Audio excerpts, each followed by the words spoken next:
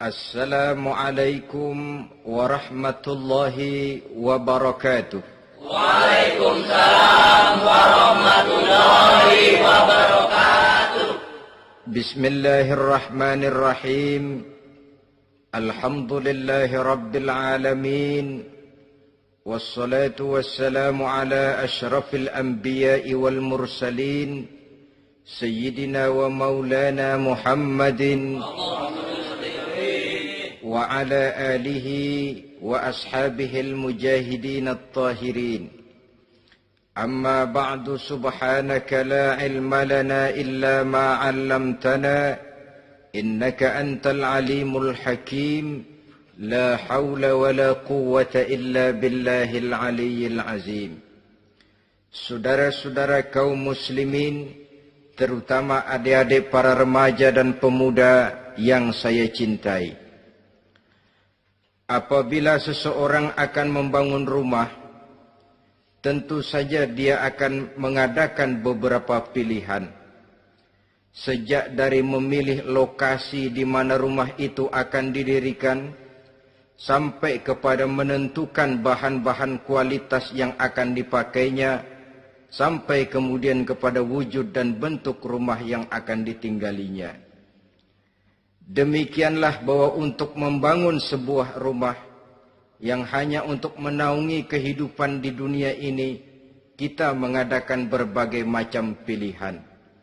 Apalagi kalau kita akan membangun sebuah rumah tangga yang kita harapkan tidak hanya akan menaungi kehidupan di dunia ini, tidak hanya untuk kepentingan kita saja, tetapi juga untuk kepentingan anak cucu kita di belakang hari, termasuk sampai kepada hari akhirat nanti. Oleh karena itu, pada pertemuan kali ini, saya hanya ingin khusus berbicara kepada adik-adik remaja dan para pemuda, bagaimana sebaiknya memilih jodoh menurut ajaran agama Islam.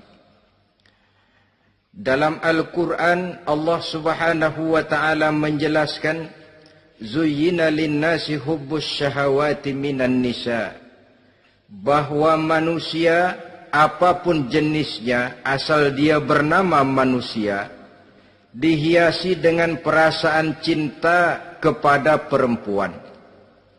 Jadi sejak dahulunya, secara fitrah, laki-laki senang kepada perempuan, sebagaimana perempuan pun senang kepada laki-laki. Dihiasi rasa cinta ini dalam kehidupan manusia. Dan oleh karena adanya rasa cinta, berkembanglah segala macam persoalan. Sehingga seorang ahli cinta pernah berkata, cinta adalah 5 huruf yang membuat persoalan tidak akan pernah selesai. 5 huruf yang membuat persoalan tidak akan pernah selesai-selesai. Tetapi dalam kehidupan sehari-hari sering kita saksikan bahwa cinta ini bisa mendorong, memberikan motivasi yang baik, dan cinta ini pun bisa juga memberikan dorongan yang tidak baik. Oleh karenanya, apabila cinta itu ibarat setetes embun yang jatuh di bumi yang subur, akan tumbuhlah di atasnya aneka ragam bunga-bungaan yang harum semerbak, indah mewangi, sedap dipandang orang, menebarkan rasa aman, damai, sentosa, dan begitu selanjutnya. Tapi jika cinta itu jatuh di hati yang gersang dan tandus, tidak ada yang akan dapat tumbuh di sana selain sirih memanjat batu, kuning daunnya, lemah gagangnya. Maka cinta yang semacam itu tidak akan memberikan dorongan positif kepada seseorang di dalam kehidupannya. Maka lebih dahulu kita akan membicarakan cinta dalam artian yang positif ini, untuk nanti sampai kepada perempuan yang bagaimana yang harus kita cintai, atau laki-laki yang bagaimana yang harus dicintai oleh seorang perempuan. Saudara hadirin yang saya hormati, cinta dalam artian yang positif Pertama, dia selalu mendatangkan keindahan. Yang kedua, cinta itu memberikan energi atau semangat untuk berjuang. Dan yang ketiga, cinta itu selalu membawa resiko dalam bentuk pengorbanan. Maka cinta yang positif pertama melahirkan keindahan. Disinilah orang memerlukan filter atau saringan. Sebab keindahan yang didasarkan karena cinta itu merupakan satu keindahan yang relatif saja. Boleh jadi karena indah orang jadi cinta, boleh juga jadi karena cinta segala sesuatu terasa jadi indah. Namun bagaimanapun juga, kalau hati sudah diliputi oleh rasa cinta, segalanya akan terasa menjadi indah. Cinta itu adalah keindahan. Yang kedua, cinta itu energi, melahirkan dorongan dan semangat. Yang lemah bisa menjadi kuat, yang takut bisa menjadi berani, yang jauh jadi terasa dekat. Itu semua karena dorongan cinta. Dan dari energi ini lahirlah yang ketiga, bahwa cinta adalah pengorbanan. Sehingga orang berkata, berani bercinta artinya harus berani berkorban. Takut berkorban, jangan bercinta. Kalau cinta ini kita salurkan kepada nilai-nilai agama umpamanya, yang pertama, cinta mendatangkan keindahan. Kita cinta kepada agama, maka apapun yang diperintahkan oleh agama akan terasa menjadi indah. Solat akan terasa menjadi indah. Puasa terasa menjadi indah. Zakat terasa menjadi indah. Jihad pun akan terasa menjadi indah. Persis kalau kita cinta kepada seorang gadis. Jika kita cinta kepada seorang gadis, apanya saja akan kelihatan menjadi indah. Jalannya terasa indah, lenggang-lenggoknya terasa indah, suaranya merdu padahal cemprengnya bukan main. Seluruhnya akan mendatangkan keindahan karena dasarnya sudah cinta. Cinta membawa kepada keindahan. Yang kedua, cinta itu melahirkan energi. Orang yang cinta kepada agama akan lahir tenaga dan semangatnya melaksanakan ibadah, melaksanakan puasa, melaksanakan zakat, melaksanakan solat, melaksanakan haji, bahkan melaksanakan jihad sekalipun. Cinta selamanya menimbulkan energi dan semangat. Sama saja dengan kita apabila jatuh cinta kepada seorang gadis, walaupun rumahnya jauh, katanya, gunung pun akan kudaki, lautan pun kuseberangi. Untuk apa itu? Untuk menemui apa yang kita cintai. Cinta selamanya melahirkan energi. Capek tidak terasa, lelah tidak terasa, semuanya tertutup oleh keindahan yang bernama cinta. Lalu yang ketiga, cinta membawa pengorbanan. Apabila kita cinta kepada agama, maka pengorbanan terhadap apapun yang diminta oleh agama, baik itu pengorbanan waktu, tenaga, pikiran, harta, bahkan pengorbanan nyawa sekalipun, kita tidak akan berat melaksanakannya karena cinta kita kepada agama yang kita anut ini. Demikian juga cinta kita kepada seorang perempuan akan membuat kita rela berkorban. Apapun yang dia minta, jangankan kita tidak mampu, jangankan kita mampu, kita tidak mampu sekalipun, kita masih berusaha untuk mampu guna memenuhi tuntutan si buah hati belahan jantung. Kadang-kadang malam minggu si doi ngajak nonton. Umpamanya, duit tidak ada, gajian belum, kerja enggak.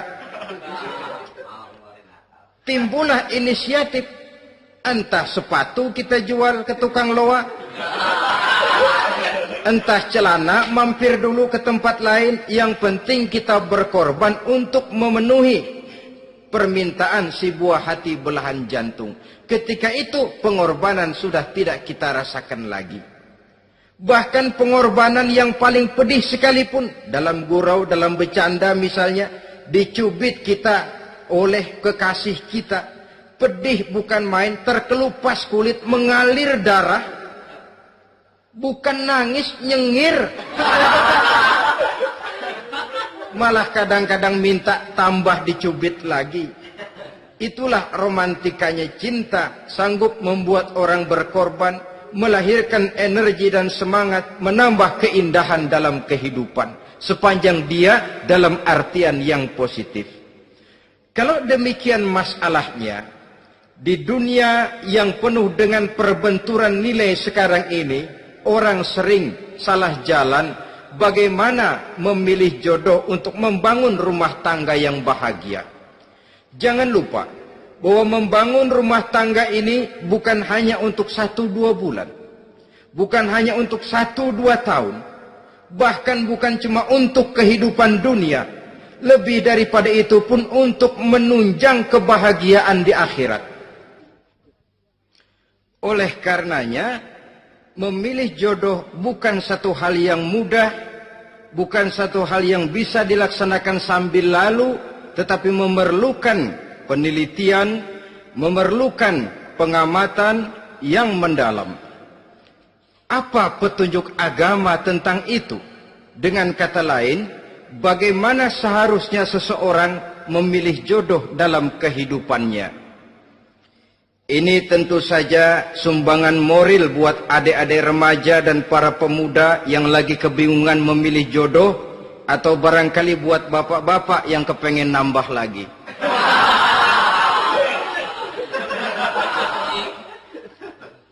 Mohon maaf kepada ibu-ibu, saya tidak menganjurkan, cuma ngajarin. Yang pertama, menurut Nabi, nikahilah perempuan itu karena rupanya, karena hartanya, karena keturunannya, dan karena agamanya. Ada 4 motif utama di sini. Pertama, memilih jodoh, lihatlah rupanya. Lagian siapa yang kepengen dapat jodoh rupanya nggak karu-karuan? Cari rupa yang cantik, indah, dan menawan. Namun jangan lupa, saya katakan di zaman di mana sering terjadi benturan nilai seperti sekarang ini, orang sulit untuk mendapatkan keaslian.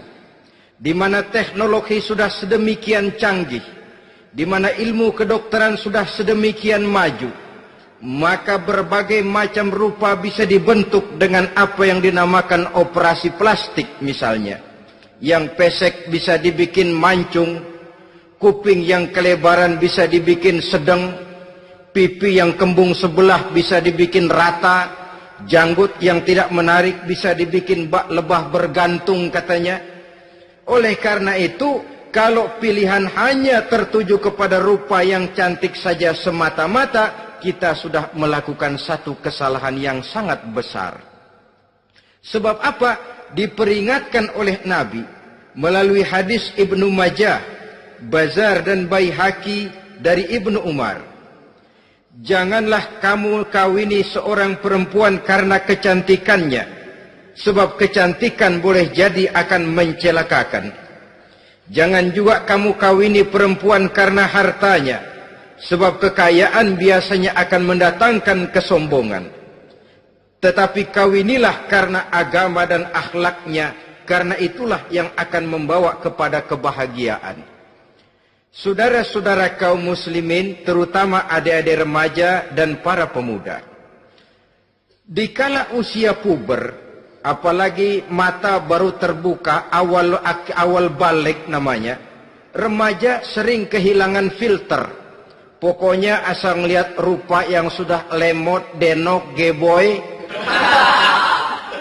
pikiran pun hanyut, malam terkenang, siang terbayang, tidur tak nyenyak, makan tak enak katanya, selalu terbayang wajah si doi.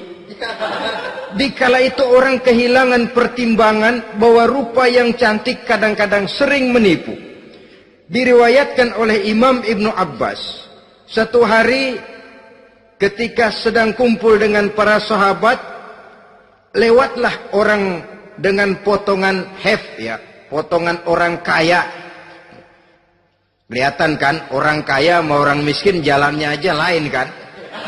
Jalannya saja, jangan gaya hidupnya, jalannya saja lain. Liwat dia. Rasul bertanya kepada seorang sahabat, menurut pendapatmu bagaimana orang yang lewat itu? Kata sahabat, oh, yang lewat ini ya Rasul, kalau dia meminang perempuan pasti diterima. Kalau dia menolong orang pasti berhasil. Kalau dia ngomong pasti didengerin. Kenapa? Orang kaya. Orang kaya ya Rasul. Kalau dia minang, perempuan mana yang kagak bisa menerima kalau dipinang oleh orang kaya? Biar mukanya udah belipet kayak dompet tanggung bulan. Kalau memang duitnya banyak, nggak kelihatan tuh muka yang belipet. Yang kelihatan duit. Kalau dia nolong orang, pasti berhasil apa yang dia tolong itu. Kalau dia ngomong, pasti didengerin orang. Walaupun omongannya biasa-biasa saja. Kenapa? Orang lihat penampilannya. Sudah, ketika orang itu lewat, beberapa lama kemudian lewat lagi seseorang yang kelihatannya miskin. Rasul tanya lagi, kalau orang ini, bagaimana pendapat kamu? Wah, potongan begini sih Rasul. Kalau dia minang, orang tolak. Siapa yang mau kawin sama kere begini?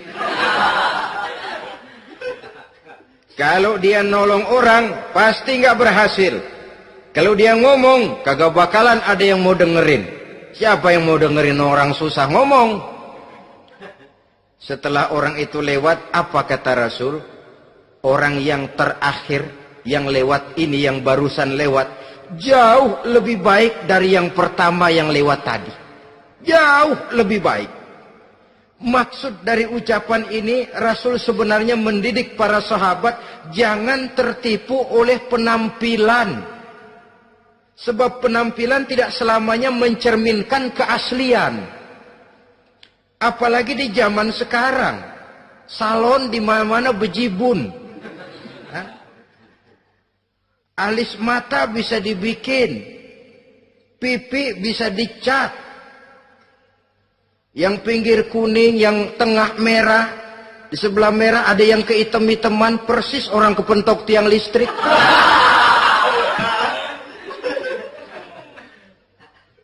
Kecantikan yang artifisial, kecantikan yang bukan alami. Karena itu silakan saja cari yang cantik, tapi jangan terpaku sampai di situ. Sebab kecantikan di samping dia mudah berubah oleh pergeseran masa dan pertukaran waktu, ternyata penampilan tidak selamanya mencerminkan keaslian. Lain hari seorang sahabat pernah mengadu, "Ya Rasul, ada apa? Inna imraati la turaddu yadul lamis." Ya Rasul, istri saya tidak pernah menolak tangan orang laki yang menjamahnya, mengajak salaman kepadanya. Apa jawab Rasul? Ceraiin aja. Tapi hati saya berat ya Rasul, saya cinta betul sama dia. Ya kalau hatimu berat, jaga dia baik-baik. Nah, dari riwayat ringkas ini kita ambil satu perbandingan. Memang punya istri berwajah cantik itu kadang-kadang si malakama kalau imannya tidak kuat. Si malakama. Kita diemin aja, binal, makan hati, nggak aman, nggak tentram. Jangan-jangan saya berangkat ke kantor, dia ngompreng.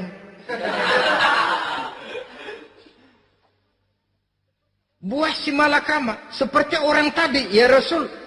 Istri saya kelihatannya, sebenarnya nggak negatif maksudnya ini. Cuma bersalaman, tapi terlalu ngobrol. La turaddu yadul lamis. Tidak pernah menolak orang yang ngajak salaman. Ya sekedar salaman. Tapi kan awalnya dari salaman. Kalau sudah salaman kan strum bisa ngederdet dari tangan situ. Kata Rasul sederhana saja. Ya kalau memang begitu ceraiin. Saya nggak kuat Rasul. Saya cinta betul sama dia. Kalau kau tak kuat berpisah dengan dia, jagalah dia baik-baik. Ajar, didik, tanamkan rasa keagamaan di dalam hatinya. Saudara-saudara kaum muslimin, jadi rupa yang cantik tanpa didasari oleh nilai-nilai agama akan membuat seorang suami di rumah tangganya seperti si malakama. seperti berhadapan dengan buah si malakama kalau tidak diiringi dengan nilai-nilai moral yang luhur dan bekal agama yang tangguh. Akan pergi jauh dari rumah rasanya tidak aman, sedangkan di rumah saja siapa yang akan mencari nafkah, dan begitu selanjutnya. Orang tadi jelas berhadapan dengan buah si malakama, didiamkan, makan hati. Sebab maaf, kalau seorang suami sudah tidak punya rasa cemburu terhadap istrinya, itu kan yang disebut dayus. Dan dayus itu jangankan masuk surga, bau surga saja dia tidak dapat. Tapi cemburu dalam artian bukan cemburu buta, cemburu dalam artian yang wajar. Dia cemburu, akan dikerasi takut kalau istrinya minta cerai, sedangkan dia cintanya sudah kadung medok bener. Si malakama jadinya. Nah, ini juga satu riwayat yang memberikan gambaran kepada kita. Pilihan, silakan cari rupa yang cantik saja. Cari yang cantik. Tapi kalau itu dijadikan motif utama tanpa dasar-dasar agama, saya khawatir nanti rumah tangga kita akan berhadapan dengan buah si malakama. Jadi adik-adik remaja, usaha, ikhtiar, cari yang cantik, yang kira-kira nggak membosenin. Supaya kita betah tinggal di rumah, supaya kita merasa ada tempat berbagi rasa, ada tempat kita bernaung. Sebab kalau nyari bini sebini-bininya mah, ya jodoh di tangan Tuhan, kagak usah nyari juga ntar datang diri umpamanya. Iya, kalau yang datang peot. Orang harus berusaha, walaupun pada akhirnya jodoh toh memang ditentukan Allah.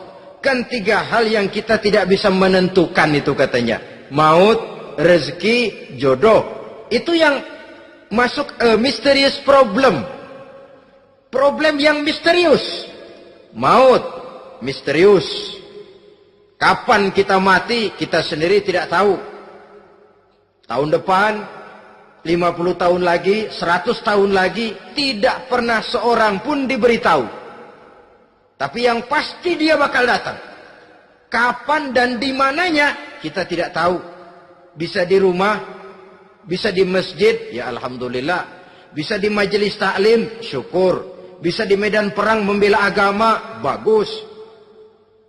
Pasti dia akan datang. Maut, mysterious problem. Sesuatu yang kita tidak tahu kapan datangnya. Rezeki, gitu juga. Sehingga orang sering bilang, rezeki katanya kayak bayangan. Kita ubur-ubur dia lari, kita diam dia mah diam. Setengah mati kita ubur-ubur. Emang ukuran segitu, segitu aja. Begitu kita nggak ngapa-ngapain, datang yang bawain rezeki. Namanya rezeki itu mysterious problem. Kadang-kadang ngobek, sungsang, sumbul, udah segala tanah orang kita ukur-ukurin. Udah segala ngomong sudah nggak ada yang loh, terus udah buta. Tapi memang bayangan, kalau belum rezeki ya belum. Kadang-kadang nyari kode sampai tidur di kuburan. Belepotan tanah kuburan loh. Yang aneh lagi kadang-kadang orang gila ditanyain. Allahu Akbar, ini kode-kode zaman sekarang ini. Sampai orang waras nanyain orang gila, itu gimana itu? Ini sudah efek yang betul-betul negatif. Sudah jelas orang gila kok ditanya. Apa kira-kira yang nanya nggak lebih gila dari yang gila itu?